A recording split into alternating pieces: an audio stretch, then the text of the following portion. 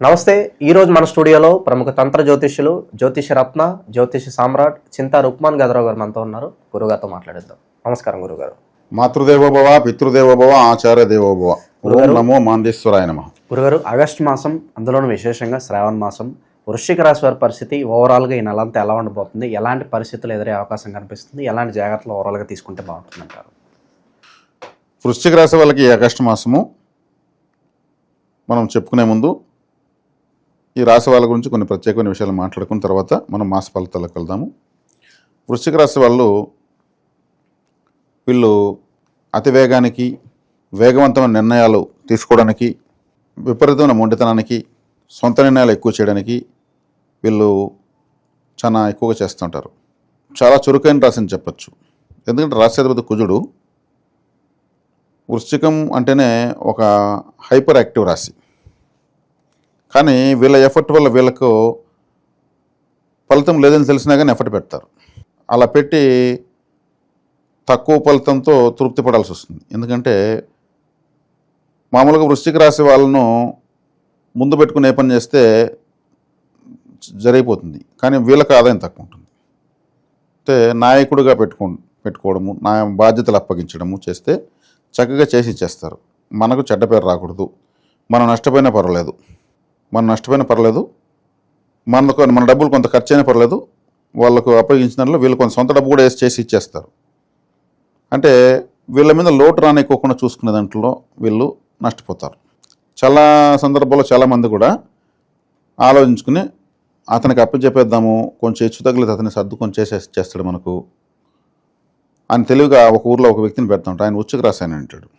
ఏదైనా మేనేజ్ చేస్తాడంటే ఏదైనా నా దగ్గరికి వచ్చింది, ఏదైనా మొదటి రోజే తీసుకోవాలి, మనం ఏం అడుగుతాం వాళ్ళని, ఆ పెండింగ్ ఇతనే చేసి కంప్లీట్ చేసి వాళ్ళకి ఇస్తాడు. ఇచ్చిందానికి వాళ్ళు థ్యాంక్స్ చెప్తారు. ఈయన పని ఆగిపోతుంది, వాళ్ళ పని చేసేటప్పుడు ఈయన డబ్బు పోతుంది, దాన్ని తక్కువ ఇస్తారు కాబట్టి. అంటే ఇటువంటి గుడ్ క్వాలిటీస్ ఉంటాయి. దాంట్లో వీళ్ళకి వచ్చేటువంటి ఆర్థిక ప్రయోజనం ఏముండదు కదా. సమయం కానీ డబ్బులు కానీ వీళ్ళకు బొక్కని చెప్పాలి. ఇది ఉచిత సేవ అని అంటే ఈయన బాధ్యతగా తీసుకుంటారు. వీళ్ళు ఉచిత సేవగా తీసుకోరు. మనకు అప్పచెప్పినాక దాన్ని ఖచ్చితంగా అది మారథాన్ ఇన్నింగ్స్ ఆడతారు. చూడండి, కొంతమంది ప్రాణం పోయినా కానీ విజయం సాధించే వరకు వదలన్నాయి. వీళ్ళు మారథాన్ ఇన్నింగ్స్ చెప్పాలంటే వృశ్చిక రాశి వాళ్ళు. ఈ రాశిలో గొప్ప గొప్ప సైంటిస్టులు పుట్టారు వృశ్చిక రాశిలోనే. ఇప్పుడు జ్యోతిష్ శాస్త్రం మేము చెప్పాలన్నా కానీ వృశ్చిక రాశి అనుగ్రహం ఉంటేనే గొప్ప జ్యోతిష్యులు అవుతారు, లేదంటే కారు. వృశ్చిక రాశి అంటే పరిశోధన, లోతులకి పాతాళంలోకి వెళ్ళిన పాతాళం నుంచి ఈ పాతాళానికి పాతాళం ఏదైనా ఉందా అని మళ్ళీ ఆ నుంచి మళ్ళీ అన్వేషణ ప్రారంభిస్తారు. ఆకాశంలోకి వెళ్తే ఆకాశముకి దీనికి ఆకాశం ఏమైనా ఉందని ఆలోచిస్తారు. అంటే పరిశోధకులు అనే వాళ్ళంతా వృశ్చిక రాశిలో పుడతారు. ఈ వృశ్చిక రాశి హాస్పిటల్ని సూచిస్తుంది, ఆకస్మిక అదృష్టాన్ని సూచిస్తుంది, ఆకస్మిక దురదృష్టాన్ని సూచిస్తుంది, అన్నీ ఆకస్మికంగా జరిగేవన్నీ కూడా చూపిస్తుంది. పరిశోధన అంటే ఇప్పటివరకు ప్రపంచంలో లేని దాన్ని వెలికి తీసేదాన్ని పరిశోధన అంటారు, రీసెర్చ్ అంటారు. మరుగున పడిపి సమాజానికి ఉపయోగంగా ఉన్నటువంటి ఒక విషయం మరుగున పడిపింటే వెతికి పట్టుకొని వచ్చేది వృశ్చిక రాశిలో పుట్టిన వాళ్ళు. ఇంకా వీళ్ళు పరిశోధకులే లేకపోతే, సైంటిస్టులే లేకపోతే ప్రపంచానికి ప్రయోజనం ఉంది. ఈరోజు శాటిలైట్స్ పంపిస్తున్నారు, ఇంకేదో రసాయనాలు కనిపెడుతున్నారు, అది విస్ఫోటనమైన బాంబులు కనిపెడుతున్నారు. ఇవన్నీ పరిశోధన నుంచి బయటపడినవే. కాబట్టి వృశ్చిక రాశి వల్ల లేకపోతే ప్రపంచానికి ప్రత్యేకమైనటువంటి పరిశోధనాత్మకమైనటువంటి ప్రయోజనాలు లేవు. అంత గొప్ప రాశి వృశ్చిక రాశి. ఇక్కడ మనం మాస ఫలితం చెప్పడం, వృశ్చిక రాశి వాళ్ళ గొప్పతనం చెప్తున్నాం. ఇప్పుడు ఈ వృశ్చిక రాశిలో పుట్టి అన్వేషిస్తూ ఉండే వాళ్ళు ఎక్కువ ఉంటారు. కానీ వీళ్ళేరంటే ఇప్పుడు చెప్తున్న సైంటిస్టులు అంతా ప్రపంచానికి ఉపయోగపడతారు. వాళ్ళ టైము, డబ్బు, ఫ్యామిలీ ఇవే ఉండవు. గడ్డాలు మేషాలు పెంచుకునే ఉంటారు. సైంటిస్టులు ఎప్పుడు మేకప్ వేసుకుంటారా? వాళ్ళ జీవితం అంతా రీసెర్చ్కే సరిపోతుంది. వాళ్ళని మనం గొప్పగా చెప్పుకుంటాం. ఒక ఇంపార్టెంట్ జనరల్ నాలెడ్జ్ క్వశ్చన్ వేసుకుంటాం, పలానా కర్మ సైంటిస్ట్ ఎవరు అంటాం. ఆయన వృశ్చిక రాశి ప్రభావంలో పుట్టుంటాడు. ఆయన పుట్టి పరిశోధించి అందించేసి థామస్ ఆల్వా ఎడిసన్ 263 సార్లు లైట్ ఫెయిల్యూర్ అయింది. ఒకసారి 263, 273 సార్లు కనుక్కున్నాడు. స్నేహితుడికి ఏం చెప్పాడు, 263 విధాలుగా లైట్ కనుక్కోలేమని తెలుసుకున్నాను, అది ఫెయిల్యూర్ కాదు అన్నట్టు. అట్లుంటాయి వీళ్ళ మాటలు. అంటే వీళ్ళంతా ఎవరంటే ప్రపంచానికి ప్రయోజకులు వీళ్ళు.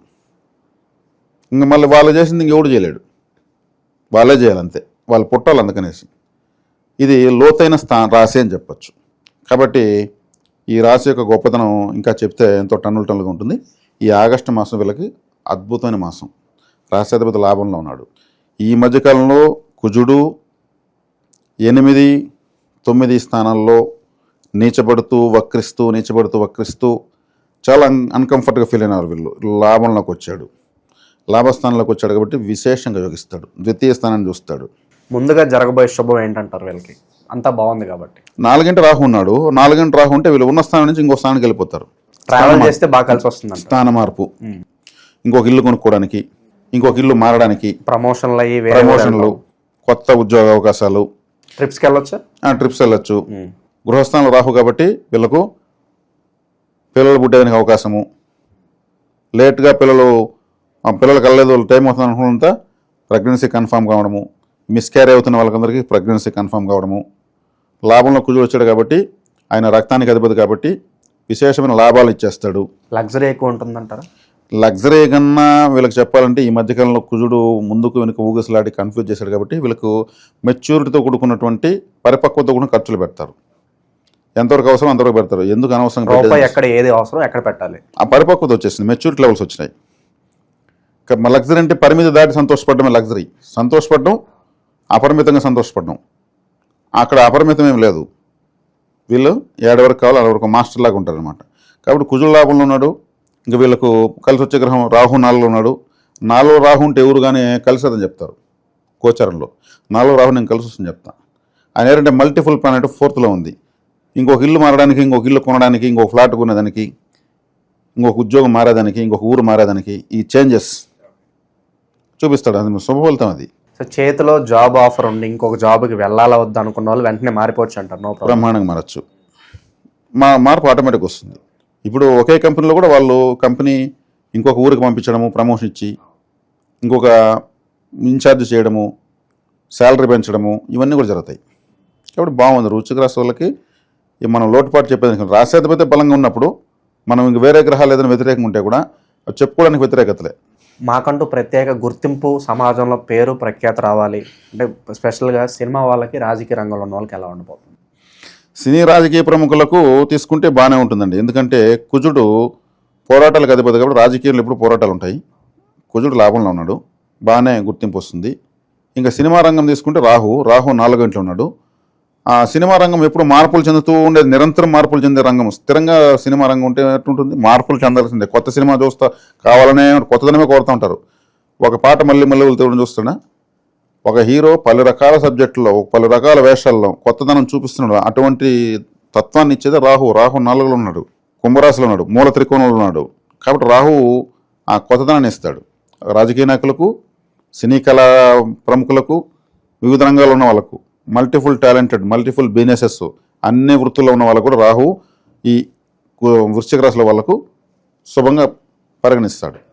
ఇక మొండి బకాయిలు కావచ్చు, గతంలో ఒక పని ప్రారంభించి దాని మీద ఇంకా ఆశలు వదిలేసుకుని జరగదులే ఇంకా అంటే ఆశలు వదిలేసుకుని అలాంటివి కూడా కాస్త ముందుకెళ్ళే అవకాశాలు అని కనిపిస్తాయి. వీళ్ళు కానీ ఏదో 1 టైం సెటిల్మెంట్ అంటారు కదా. 1 టైం సెటిల్మెంటే నువ్వురా నేను కూర్చుందాం, ఇంకో మనిషిని పెట్టుకుందాం, ఏదో ఒకటి ఫైనల్ చేసేసి క్లోజ్ చేసేద్దాం, నువ్వు నాకు వదులుతావా నేను నీకు వదులుతానా మాట్లాడుకున్నాం అనేది. ఇట్లాంటివి 1 టైం సెటిల్మెంట్స్, ఈ వగదించుకోవడాలు, ఈ సమస్యలు జటిలమైన సమస్యలు పరిష్కరించుకోవడం ఇవన్నీ కూడా జరుగుతాయి. సో వివాహం కూడా ప్రయత్నిస్తే అవుతుందంటారు? ఖచ్చితంగా అవుతుంది వివాహం. ఇబ్బంది ఏం లేదు, చాలా ఈజీగా అవుతుంది. ఆరోగ్యపరంగా ఏదైనా జాగ్రత్తలు తీసుకోవాల్సిన అవసరం ఉందా? ఆరోగ్యపరంగా తీసుకుంటే వీళ్ళకి ఏం జాగ్రత్తలు ఏం అవసరం లేదండి. అష్టమంలో గురువు ఉన్నాడు, ద్వితీయాధిపతి అష్టమంలో శుభగ్రహమే. అక్కడ ఆరోగ్యపరంగా ఏమి వీళ్ళకి దుస్సంఘటనలు ఏమి ఇవ్వడు. ఆయన వచ్చి ఆరోగ్యపరంగా బాగానే చూసుకుంటాడు. ఇక ఓవరాల్గా ఈ మాసంలో ఎలాంటి పరిహారాలు, ఇక విశేషంగా ఏ దేవుడిని ఆరాధిస్తే బాగుంటుందంటారు? వీళ్ళు విశేషంగా సుబ్రహ్మణ్య ఆరాధన సరిపోతుంది. చేస్తే కుజబలం ఇంకా పెరుగుతుంది. ఆ బలంతో వీళ్ళు అన్ని పరిస్థితులను అవలేలుగా ఎదుర్కొంటారు. ఓవరాల్గా ఈ ఆగస్టు మాసం అంతా కూడా వృశ్చిక రాశి వారికి ఏ విధంగా ఉండబోతుందో చాలా బాగా వివరించారు. ధన్యవాదాలు.